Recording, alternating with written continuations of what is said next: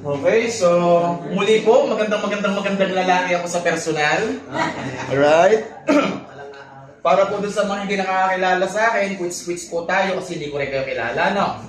So, magpapakilala po muna ako. Ako si Joel Horato. By profession po, ako po ay naturopathic doctor. Ang aking specialization po ay natural medicine, specializing on nutritional physiology and detoxification.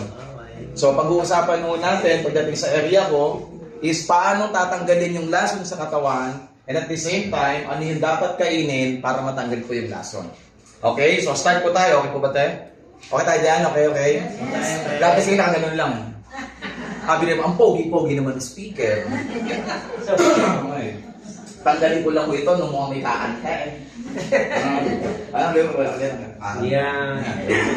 Model. So, ang topic natin for today is